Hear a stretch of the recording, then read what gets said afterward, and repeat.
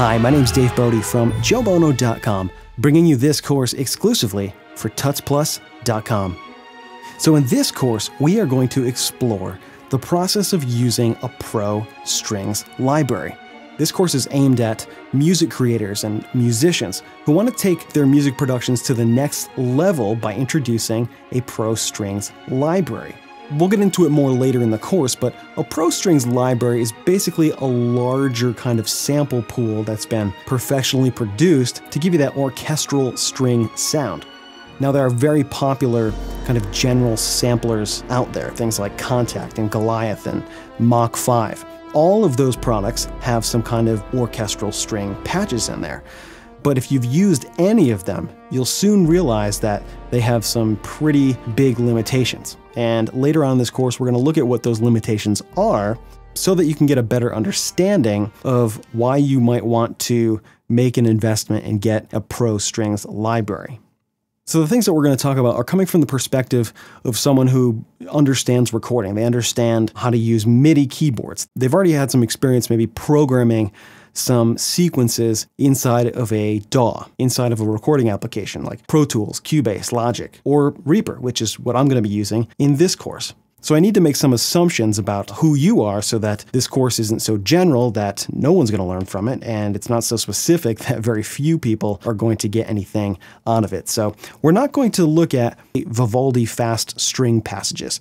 We're going to look a little bit more generally. First, we're going to check out what can be done with the string sounds in some of these all-in-wonder samplers. The one that we're going to demo specifically in this course is Native Instruments Kontakt. We're going to look at some of the limitations and maybe some of the reasonable uses for those string sounds, because even though they're not spectacular, in the right situation, they can sound pretty good. I'm going to show you some example tracks that I've used using those orchestral strings, and then we're going to kind of break down the patches and find out really what are the limitations. A lot of times you'll see kind of sample libraries or plugins and you'll be like, yeah, you know what?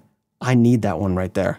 I've heard the demo, it's got some crazy sounds. But I think it's good to first say, well, why can't you use maybe a product that you already have? What's kind of the limit that you can push it? Can you get 80% of the way to where you want to be with something that you already have? And so we're going to take a little bit of a look at that. The other thing is we're going to identify the things that maybe you want to look for in a pro strings library, because there's a range of products out there, from some pretty super expensive stuff to some ones that are kind of shrunken and, you know, there may be more of a quote unquote light version. Now, there's also going to be a section in this course where we talk to a real string player. And I thought this would be useful because I'm not a real strings player. I'm not a real composer. I took jazz arranging and conducting in college, but I've never actually put pencil to paper and wrote out parts for strings specifically. So maybe you want to get into doing sound for picture and you want to create some soundtracks to be used in some videos in more of that kind of epic orchestral type of feel where you got a whole range of instruments from strings to brass to woodwind and different percussion. You know, maybe you come from a rock and roll background, or maybe your background is in kind of more electronic dance music. Having an idea of how strings actually work is probably a good place to start.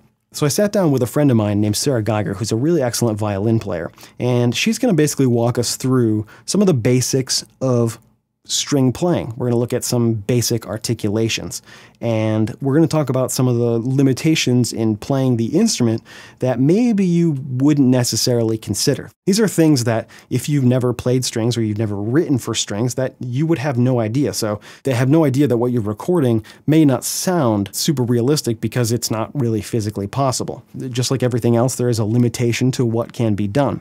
It'll also help you in kind of programming your strings to know why the strings won't react a certain way. After that, we're going to take a look at the range of products out there, and we're going to kind of break it down into some different areas of things that you probably want to consider. Things like price, sound, articulations, ease of use, and what kind of system that you have to be able to run these string libraries. After that, we're going to take a look at a demo of a string library that I use called Cinematic Strings, and we're just going to kind of go over the basics and look at the controls and the interface, the plugin, the articulation, the sound of the library, just to give you a specific idea of a great sounding product that's out there. After we go over the plugin, we're going to take a look at several specific examples of little projects and little pieces of music that I've put together that demonstrate some things that are particularly hard to do without a Pro String library. Things like doing really fast runs, some nice sounding legato, very delicate string sounds in where we control the vibrato and the dynamic range, because it's one thing to have big loud strings, but then it's another thing entirely to kind of get something that sounds great at a really, really soft dynamic. So we're also going to look at some pieces that use multiple articulation: pizzicato, arco, tremolo, spizzicato, staccato. Some of the things that we'll look at will just be strings, and other projects will be more fully orchestrated with some horns and some woodwinds, some bells and percussion and the whole thing. So my idea was to give you a really well-rounded look at using a Pro String library, because depending on which one you look at, you may be looking at a pretty significant investment. So I'm really excited for this course. I think it's going to be a lot of fun. We're going to start off taking a look at what it's like to play a real stringed instrument. We're going to learn some things, we're going to have some fun, and we're going to take a look at a lot of interesting sounding pieces of music. So let's jump on in and check it out.